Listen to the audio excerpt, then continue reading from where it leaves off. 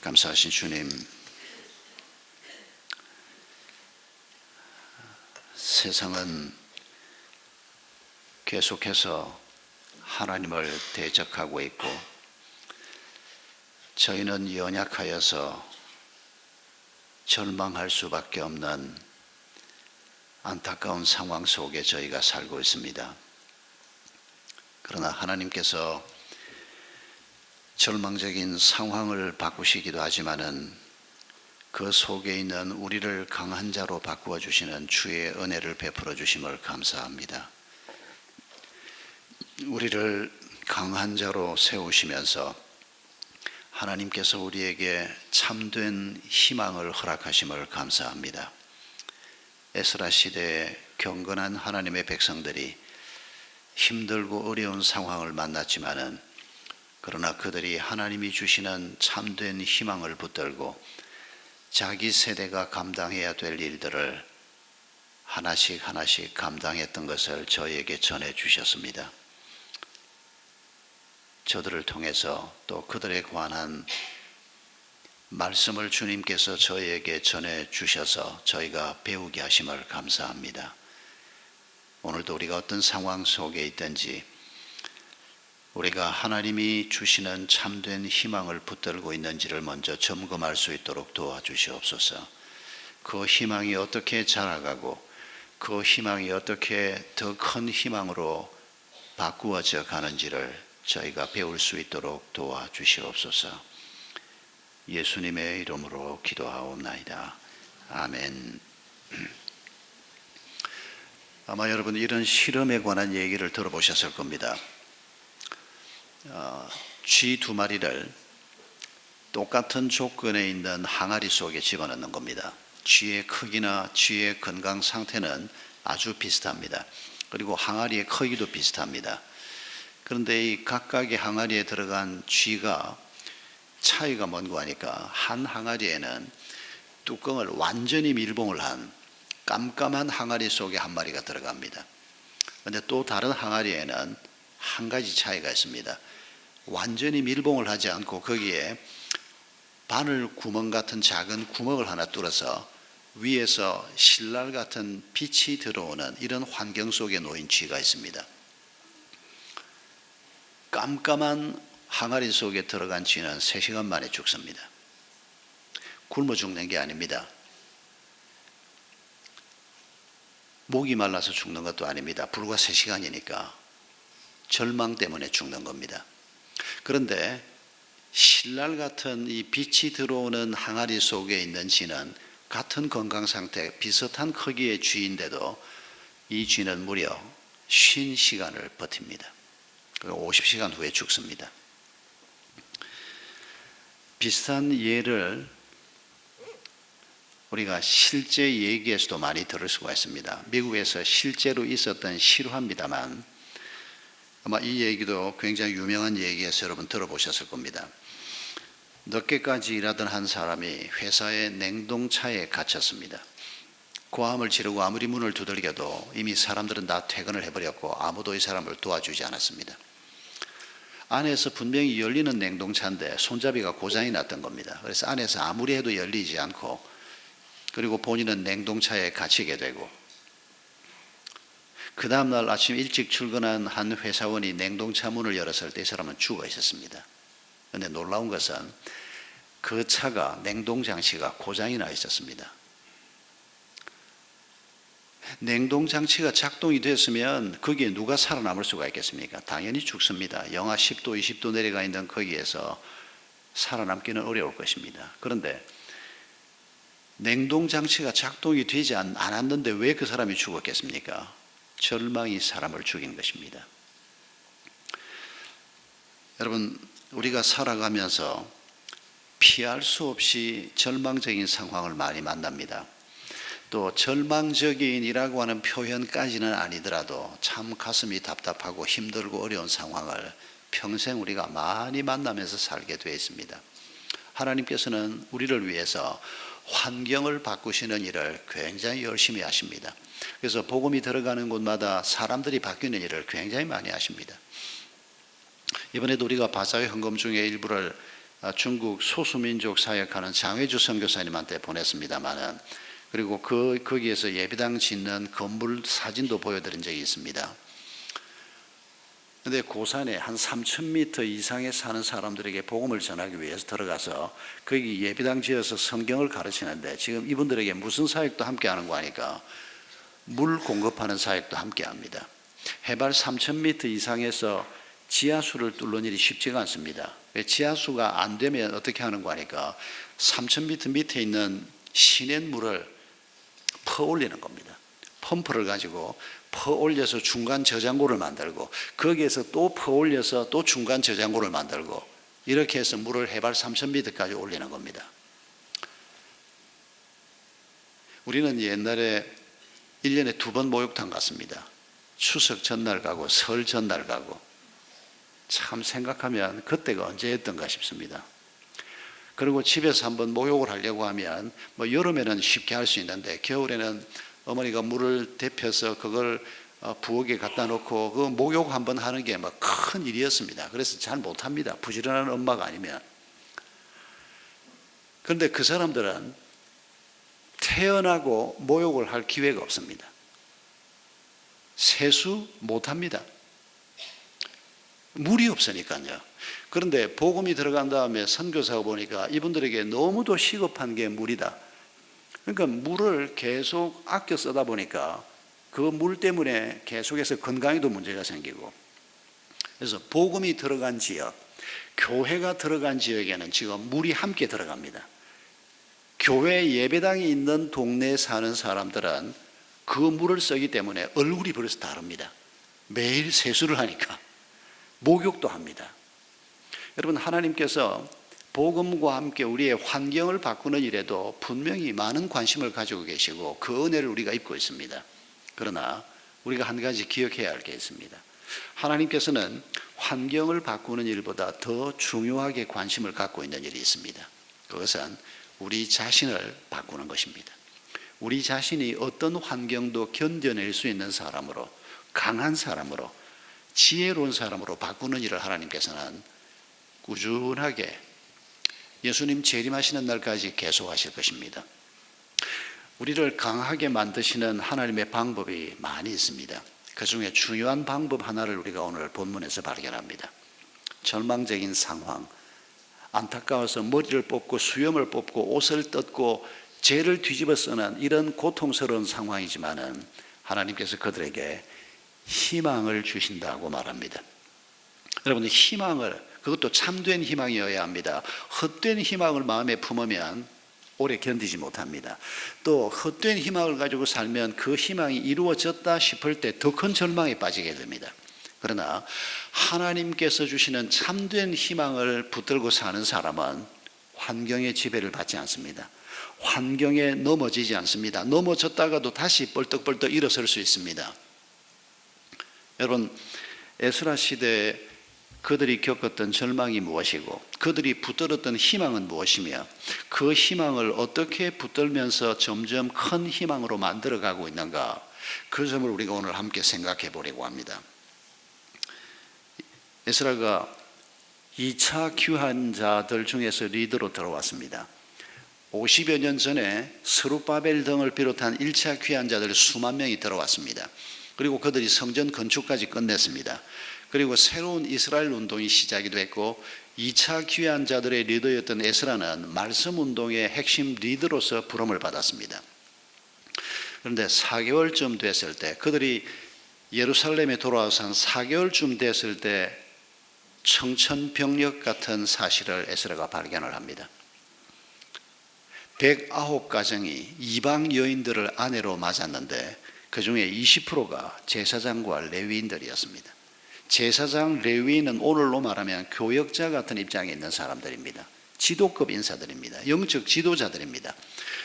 109가정, 얼핏 생각하면 아니 돌아온 사람들만 10만입니다.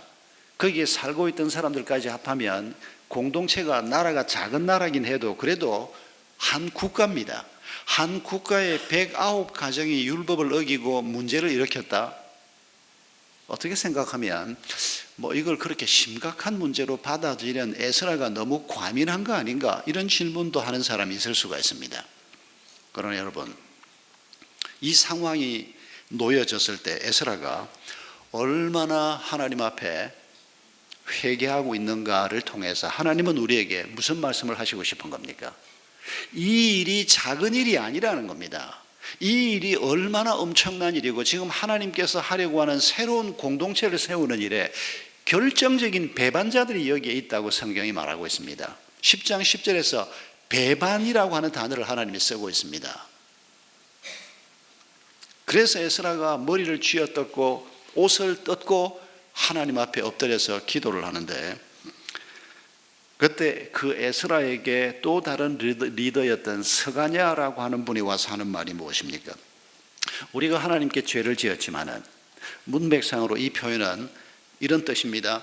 우리가 하나님 앞에 죄를 지어서 하나님이 우리를 지금 다시 다 죽여버린다고 해도, 우리를 멸절시킨다고 해도, 우리 조상들을 쫓아낸 것처럼 우리를 쫓아낸다고 해도 우리가 할 말은 없지만은, 그러나 아직도 우리에게 희망은 있습니다. 10장 2절에서 이 말을 스가냐가 기도하고 있는, 절망하고 있는, 아파하고 있는 에스라에게 말하고 있습니다. 에스라가 이 희망을 몰랐을 리는 없습니다. 그러나 에스라가 누군가가 이런 표현을 할 것을 기다리지 않았나 생각되는 장면입니다. 아무튼 하나님께서는 이 엄청난 문제를 안고 있는 이분들에게 희망이 있다. 이 희망을 가지고 한 걸음씩 한 걸음씩 새로운 길로 가보자, 그런 말씀을 하는 겁니다. 여러분, 먼저 우리가 잘 확인해야 할 것이 있습니다. 뭐가 문제냐 하는 겁니다. 국제 결혼이 문제가 아닙니다. 혈통의 문제가 아닙니다. 아브라함의 피가 다른 민족의 피가 들어와서 섞여버렸다, 이런 문제가 아닙니다.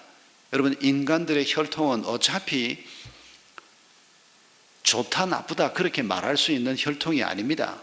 하나님이 보시기에는 다 죄인들이요, 하나님의 은혜를 입으면 다 새로운 피가 되는 겁니다.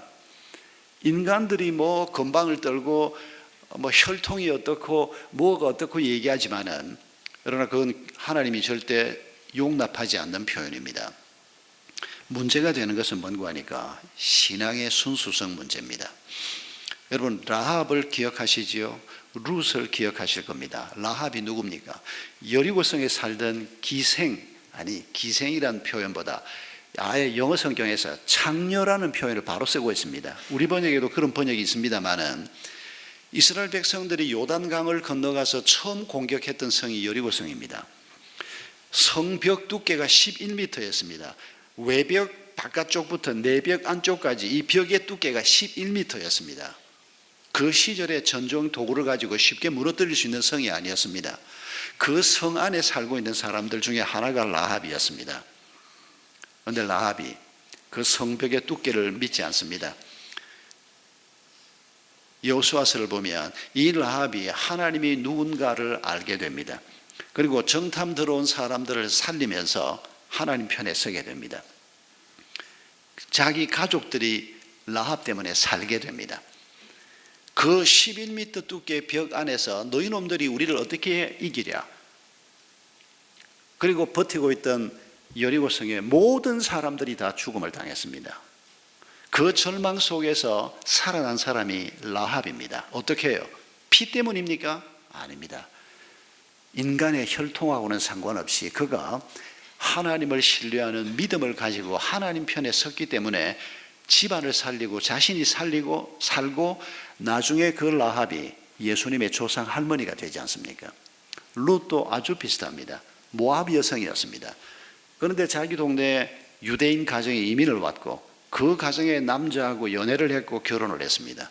그런데 불행하게도 시아버지 죽어버리고 시숙 죽어버리고 자기 남편도 아기도 하나 없는 상태에서 죽습니다. 절망적인 상태에 빠졌습니다. 여자들을 돌아봐 줄 수 있는 남자들이 한 사람도 없었습니다. 그런 상태에서 룻은 시어머니와 함께 시어머니의 고향 베들레헴으로 돌아가는 선택을 합니다. 그 선택을 할 때 성경이 표현하고 있는 게 뭡니까? 라합의 부모가 누구였느냐? 룻의 부모가 누구였고 룻이 모압 땅에서 얼마나 괜찮은 혈통의 사람이었느냐? 전혀 그런 거 따지지 않습니다. 룻이 어떤 믿음을 가지고 있었느냐를 얘기합니다. 그 절망적인 상황에서 그가 선택한 희망은 하나님이었습니다. 10만의 이스라엘 백성들이 귀한 자로 돌아왔습니다. 그리고 새로운 신앙운동을 시작합니다.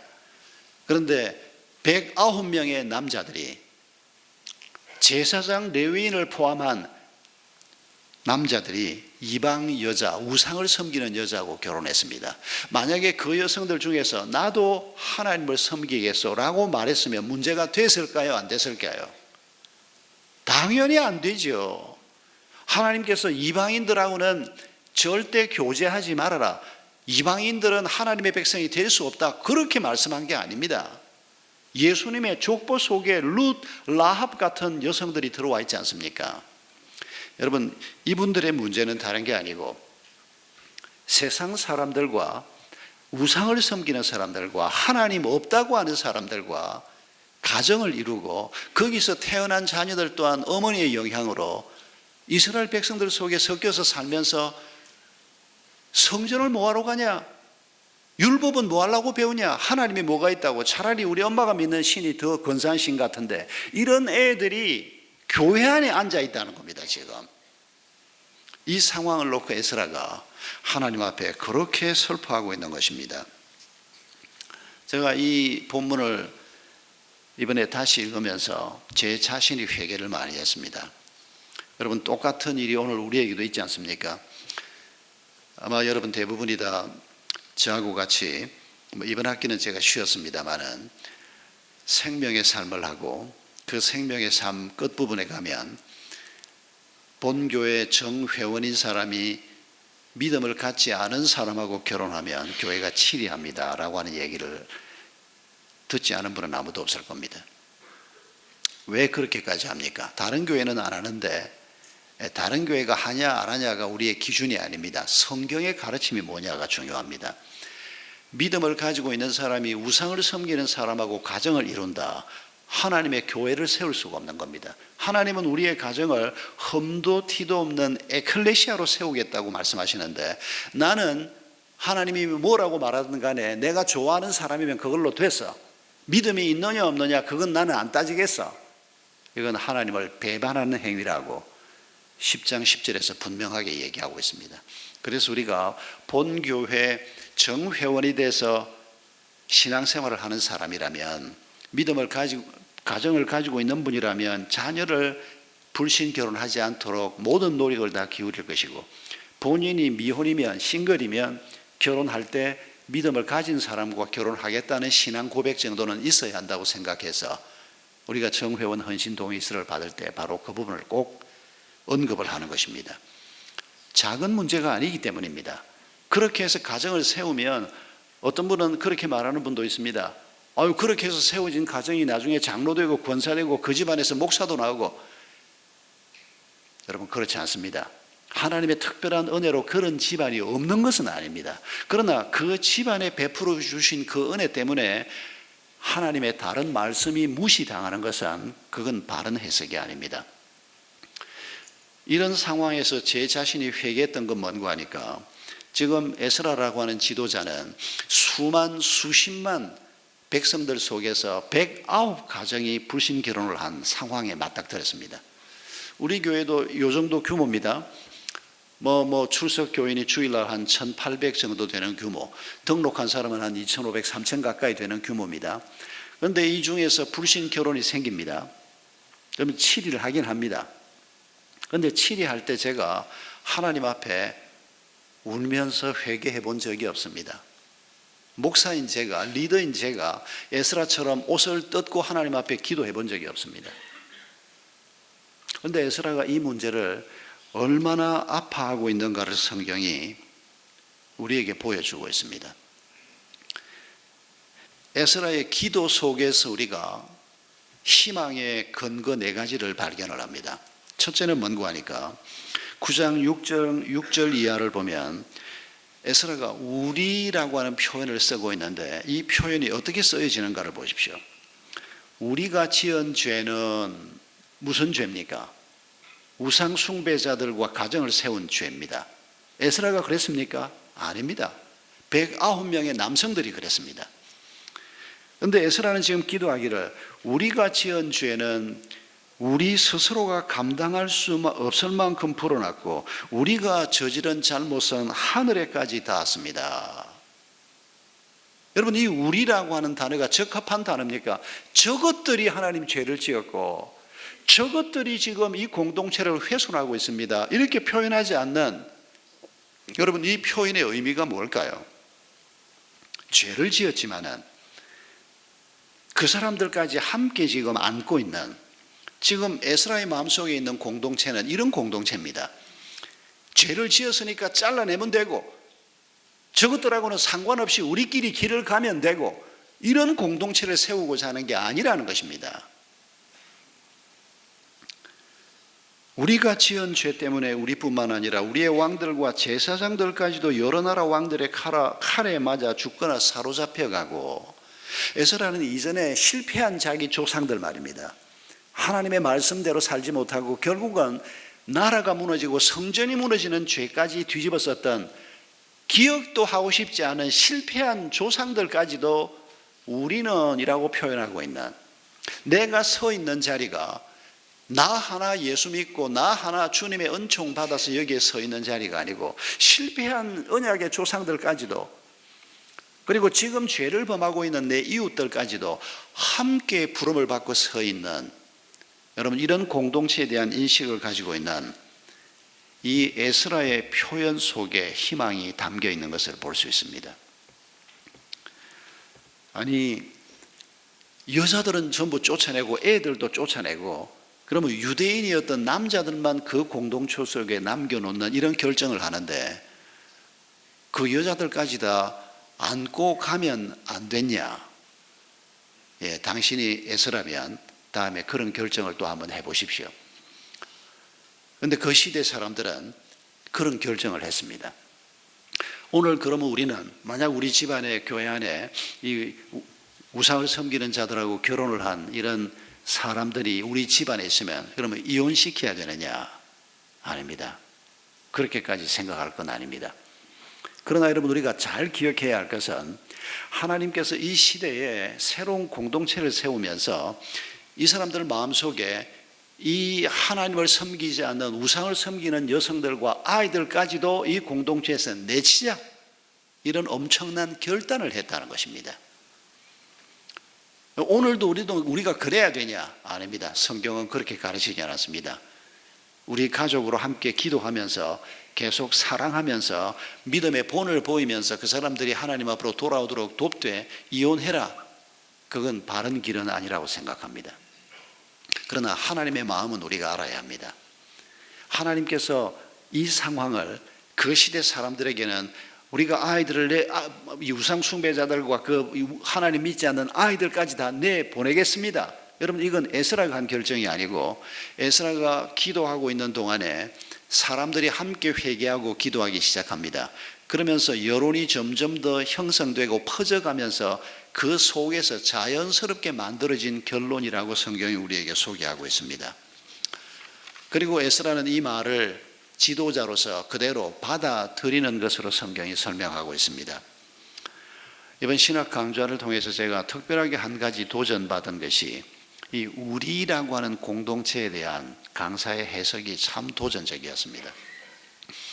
몰랐던 표현은 아닙니다. 우리가 하나님의 형상으로 지음받았다. 그리고 하나님께서 우리가 우리의 형상대로 사람을 만들자.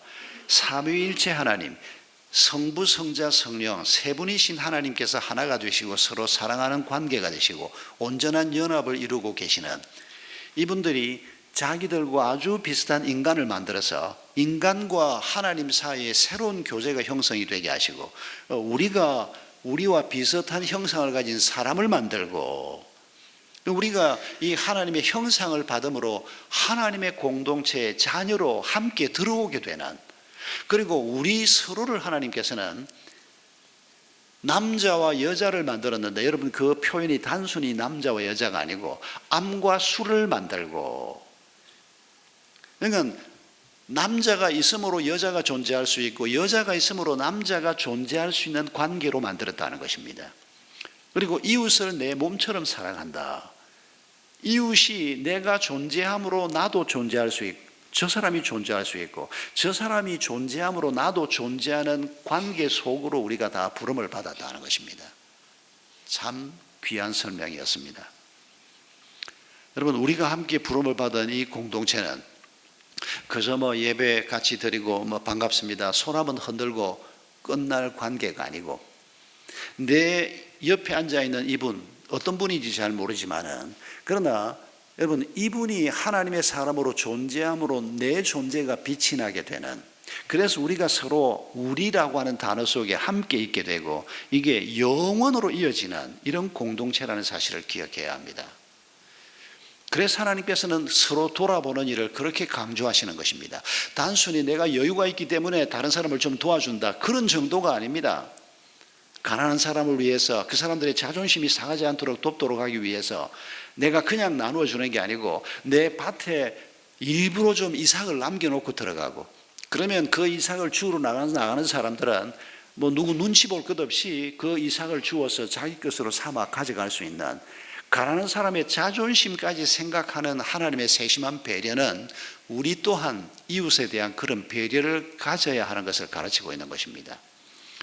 여러분, 에스라가 범죄한 사람들을 지금 가슴에 품으면서 우리가 죄를 지었고 우리의 잘못이 하늘까지 닿아 있습니다. 여러분, 우리가 이런 태도를 갖는다면 바로 그 사람 때문에 희망은 존재하게 되는 것입니다.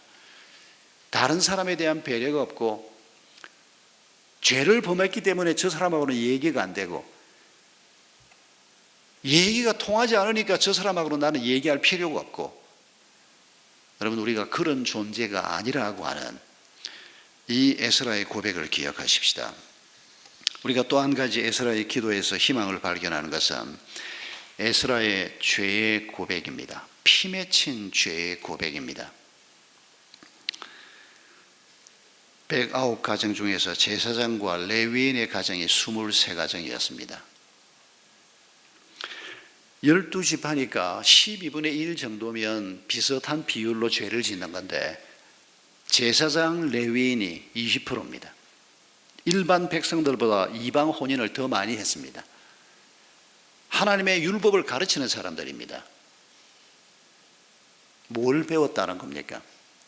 제사장 레위인도 실수할 수 있지만은, 그런데 이건 어쩌면 이것 때문에 에스라가 더 하나님 앞에 절망했을 수도 있겠다, 그런 생각이 듭니다.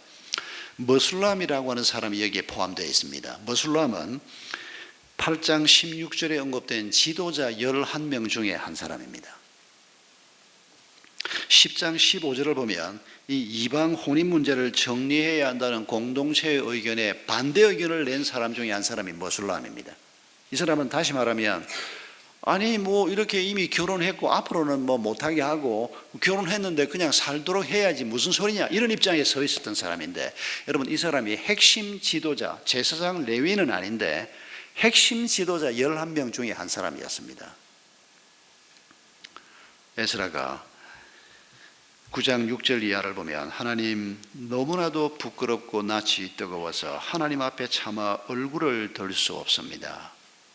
옷을 쥐어뜯으면서, 머리를 쥐어뜯으면서, 수염을 쥐어뜯으면서 여러분 이렇게 기도했던, 그리고 그 죄를 고백하고 있는, 여러분 여기에 희망이 있다는 사실을 기억해야 합니다. 죄를 죄로 인정하지 않으면 도대체 그 죄가 어떻게 죽음을 맞을 수가 있겠습니까? 예수 그리스도의 십자가의 은혜가 죄를 인정하지 않는 곳에 어떻게 빛을 발할 수가 있겠습니까? 우리가 에스라의 기도에서 또 한 가지 기억해야 하는 것은, 그가 그저 죄를 고백하고 슬퍼하고 있는 것만으로 끝나고 있지 않다는 겁니다. 변화에 대한 결단을 하고 있는, 여기에 희망이 있는 것을 기억해야 합니다. 에스라가 그저 울고 있는 것만 우리에게 보여주신다면, 여러분, 그건 충분치가 않습니다. 에스라가 울면서 기도하고 있을 때 다른 리더들과 경건한 사람들이 찾아오지 않습니까? 같이 기도하고 있던 사람들입니다. 그들이 와서 에스라에게 우리가 이렇게 정리를 합시다. 우리에게 아직 희망이 있습니다. 이 결단을 촉구하지 않습니까?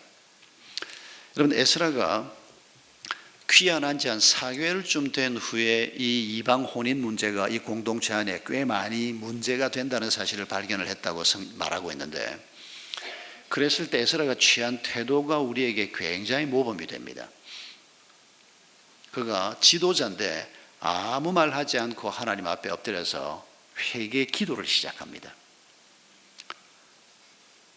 그리고 에스라가 무엇 때문에 그렇게 울면서 슬퍼하는지, 기도하는지를 아는 사람들이 에스라 곁에 한 사람, 두 사람 모이기 시작하는데, 성경이 뭐라고 말합니까? 남자, 여자, 어린 아이들까지도 그 기도에 함께 동참했다고 기록하고 있습니다. 자연스럽게 에스라를 보면서 이게 하나님 앞에 큰 잘못이구나. 그 전까지는 그들이 심각한 죄의식을 가지지 않았던 것 같습니다. 그런데 에스라를 보면서 이게 너무도 하나님 앞에 큰 잘못이구나. 그러면서 한 사람, 두 사람 기도하는 사람이 늘어나고 자연스럽게 이 신앙운동, 회개운동이 퍼져나가기 시작한 모습을 보여주고 있습니다.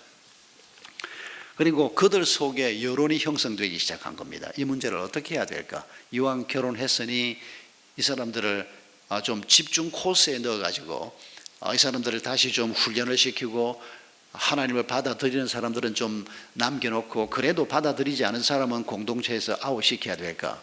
이런 논의들을 한 것 같아 보입니다. 그런데 결론만 써놓은 건 뭡니까? 하루아침에 이 문제가 극복될 문제가 아닙니다. 우상을 섬기는 공동체에서 태어나서 하나님의 이름을 들어보지 못했던, 그리고 우상을 섬기는데 익숙했던 이 여성들이 어른이 돼서 이 하나님 믿는 남자들을 만나서 혼인을 했습니다. 이 공동체에서 내린 결론은 이 여성들을 공동체에서 내보내야 한다. 그리고 이 여성들의 영향을 고스란히 받은 아이들도 내보내야 한다. 참 기가 막힌 결정입니다. 이 109가정이 얼마나 큰 슬픔에 빠지겠습니까? 그러나 짐작컨대, 성경에 기록은 되어 있지 않지만 이 109명의 남성들이 정말 이 가족들을 사랑한다면 그들에게 하나님의 복음을 전하고, 그들이 하나님을 믿는 자가 되게 하고 우상을 버리게 하고, 그리고 언젠가는 공동체 안으로 들어올 수 있는 이런 희망도 함께 품을 수 있지 않았을까 생각해 봅니다. 여러분, 오늘 우리가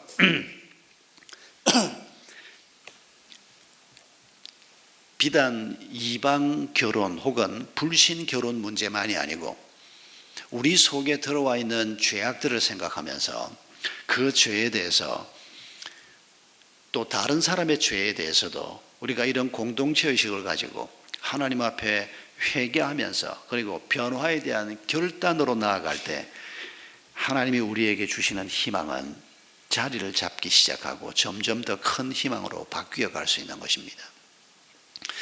우리는 어떻게 해야 할 것인가? 그건 우리가 고민해야 합니다. 이혼해라, 그건 아닙니다. 왜냐하면 신약 성경에서 분명히 말하고 있습니다.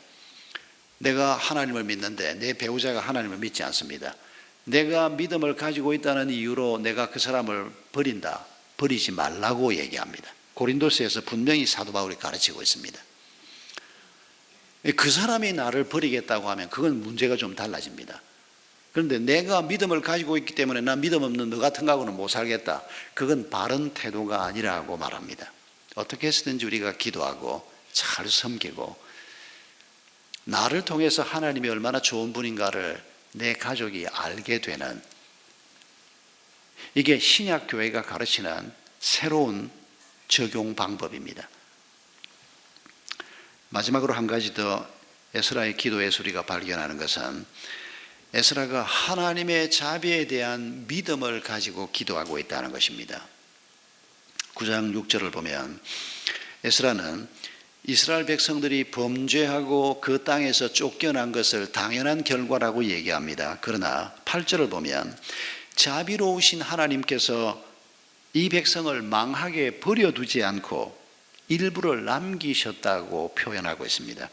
도저히 용서할 수 없는 백성들을 하나님께서 용서해 주시고 완전히 멸절되게 하지 않고 일부를 남은 자들을 남겨주시고 그들이 믿음의 대를 이어가게 하시고 그리고 귀향민들이 10만여 명 돌아오게 하시고 성전을 새롭게 짓게 하시고 이런 하나님의 자비와 은혜가 이 공동체 안에 이어져 가고 있는 것을 그의 회개 기도 가운데 떠문떠문 언급하고 있습니다.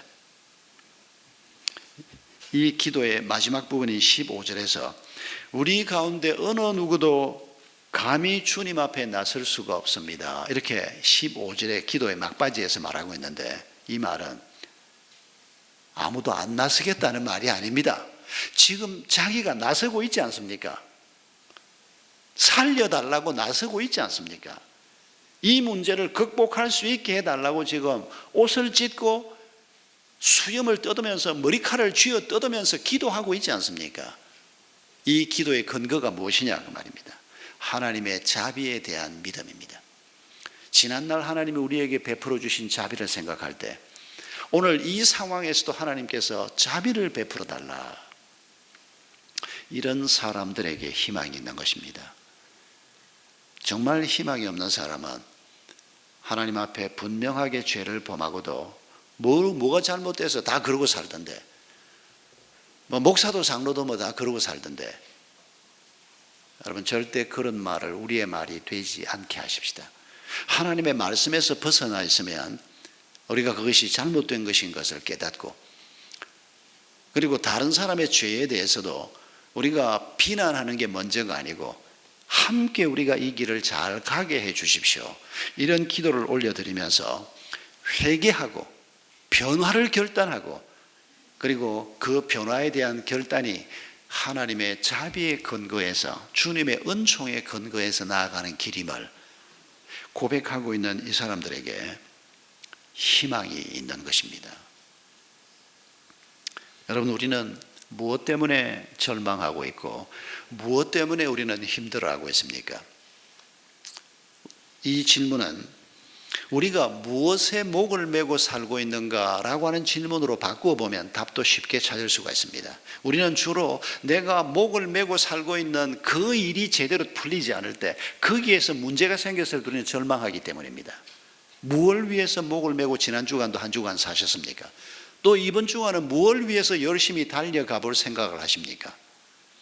만약 우리가 제대로 된 목표를 가지고 있고 제대로 된 희망을 가지고 있다면 어떤 경우에도 우리가 하나님과의 관계 속에서 희망의 끈을 놓지 않을 수 있을 것입니다. 그러나 잘못된 희망을 가지고 있다면 우리가 열심을 가지고 예배를 드려도 우리에게는 그 절망이 캄캄한 어두움으로 뒤덮일 수도 있습니다. 지난 주간에 글을 읽다가 1927년에 대서양을 단발 프로펠러 비행기를 가지고 최초로 횡단했던 찰스 린드버그에 관한 글을 하나 읽었습니다. 그런데 저는 이 사람이 크리스찬인 줄 몰랐습니다. 여러분 역사 속에서 옛날에 아마 암기도 했을걸요. 비행기를 라이트 형제가 맨 처음에 만든 다음에 그 비행기가 처음에는 얼마 못 가서 조금 날고 떨어졌지 않습니까? 그런데 이 린드버그에 와서 1927년 한 100년 전입니다. 한 90년 전이죠. 비행기가 대서양을 횡단을 합니다. 전 세계가 열광을 했습니다. 그런데 이 사람이 대서양 횡단을 하고 난 다음에 유명한 담배 회사에서 광고 제안을 해왔습니다. 그 제안 내용이 뭔가 하니까 당신이 그 비행기 앞에서 우리 회사 담배를 손에 이렇게 들어도 좋고 입에 물어도 좋고 한 컷만 찍게 해달라는 겁니다. 그리고 그걸 광고를 하게 해달라. 광고비 제한이 얼마였는지 아십니까? 5만 불이었습니다. 1927년에 5만 불이면 이 돈이 얼마쯤 될까요, 여러분? 1910년대 사탕수수밭에 이민 갔던 우리 한국 조선 사람들이 받았던 한 달 임금이 17불입니다. 지금 미국에서 그 정도 노동하고 받는 임금이 한 달에 평균 한 3,000불은 됩니다. 여러분 이 돈의 비교를 해보면 이 시절에 5만 불이 적어도 10배는 넘고 어쩌면 한 20배도 될 수 있지 않을까 생각되는 돈인데 여러분 5만 불이면 한 6천만 원인데 요즘 돈으로 따져서 10배면 6억입니다. 20배면 10억이 넘습니다. 엄청난 돈입니다. 광고비입니다. 담배에 한번 딱 이렇게 들고 사진 한 번만 딱 찍으면 됩니다. 그런데 린드버그가 어쨌다는지 아십니까? 제가 그걸 읽고 깜짝 놀랐습니다. 해도 되는데 제가 보기에는 린드버그가 말하기를 내가 내 인생의 주인이신 하나님을 섭섭하게 해드릴 수가 없어서 나는 담배 물고 사진 못 찍습니다. 독실한 크리스찬이었습니다. 예수 믿어도 담배 피우는 사람도 있고 담배 피우는 거 죄는 아닙니다. 우리 한국 기독교 보수 문화에서는 담배가 죄처럼 막 다루지는 죄는 아닙니다. 그냥 교회 문화가 됐고 좋은 문화니까 하지 말자는 겁니다. 혹시 아직도 담배 안 끊으신 분은 건강을 위해서 끊으십시오. 죄가 되니까 끊으라, 그건 아닙니다. 그런데 이 린드버그가 좀 보수적인 사람인 것 같아 보이는데 내가 담배를 물고 온 천하 사람들이 다 그 사진을 볼 때 내가 예수 믿는 사람으로서 하나님을 섭섭하게 하는 거다. 아마 한 5만 불 받지 그냥. 그래가지고 헌금도 좀 하고 뭐 어려운 사람에게 좀 써지 그냥. 근데 하지 않았습니다. 더 기가 막힌 건 말입니다. 이게 이제 뉴스로 나갔습니다.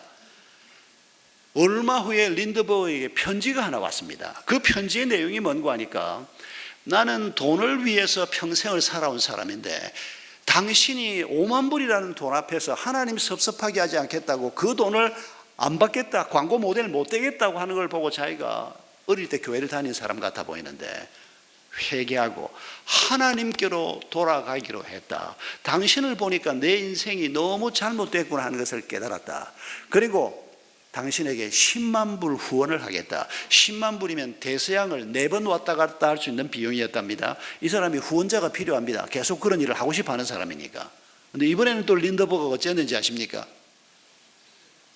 그 돈은 더 뜻깊은 일에 써 주십시오. 그리고 거절했습니다. 충분히 받을 수 있는 돈 아닙니까? 첫 번째 돈도 받을 수 있습니다. 왜 받을 수 있다고 얘기합니까? 여러분 가게에, 여러분 비즈니스의 손님이 통일교 신자거나 불교 신자거나 예수 안 믿는 사람이면 그 사람한테 물건 팔고 기술 팔 겁니까? 안 팔 겁니까? 안 팔아야 됩니까? 하나님보다 더 성경적이 되려고 하지 마십시오.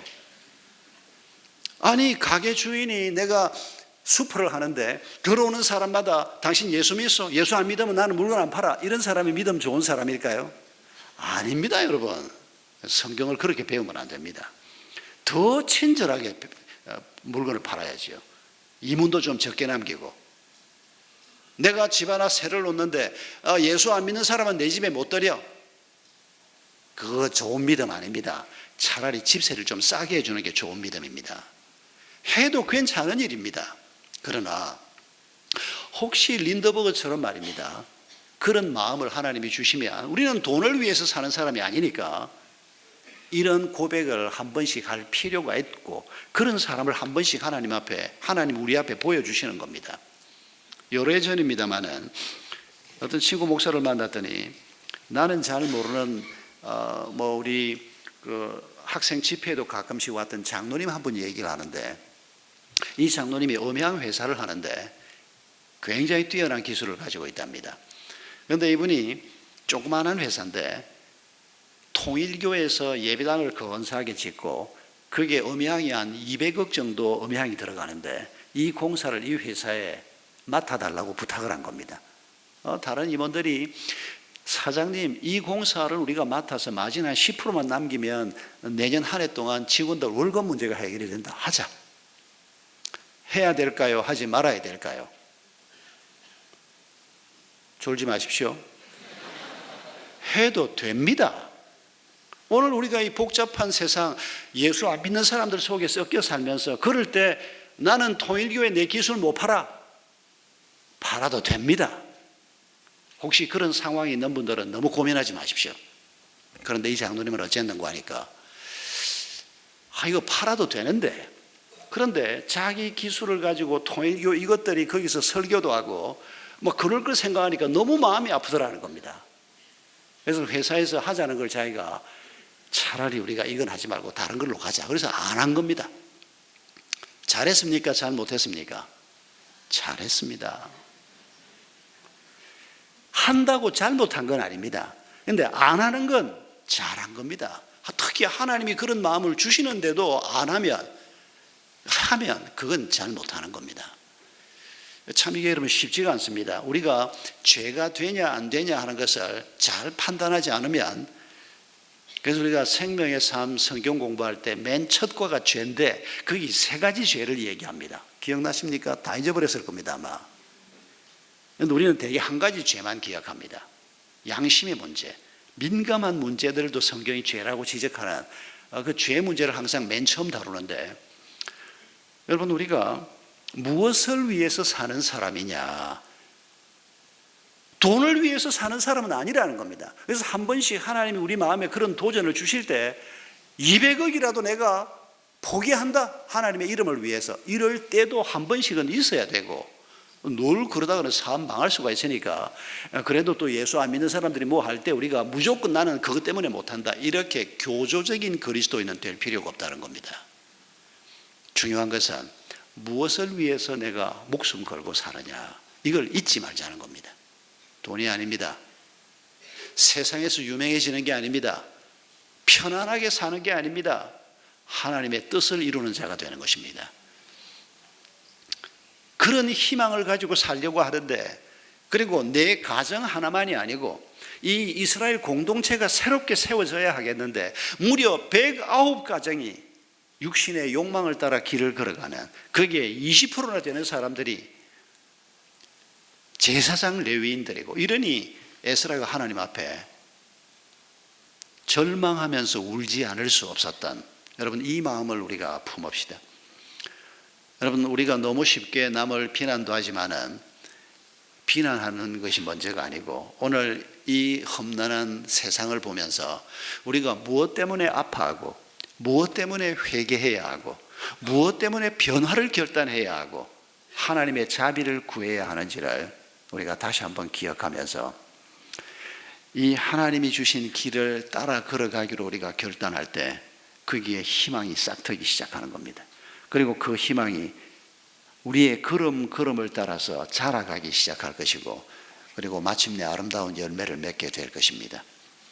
2000년 전에 하나님께서, 2500년 전에 하나님께서 바로 이 사람들을 통해서 이런 하나님의 뜻을 이루셨습니다.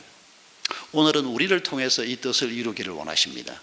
이번 주간에 우리가 소원하는 일이 많이 있겠지만은 그 모든 소원 중에서 하나님의 뜻을 이루는 일이 우리에게 가장 중요한 일이 되기를 바랍니다. 거기에 우리 가정의 희망이 있고 이 세상의 희망이 있기 때문입니다. 우리 함께 찬송하겠습니다. 불편하지 않으신 분들은 자리에서 일어서셔서 하늘에 계신 아버지 함께 찬송하겠습니다.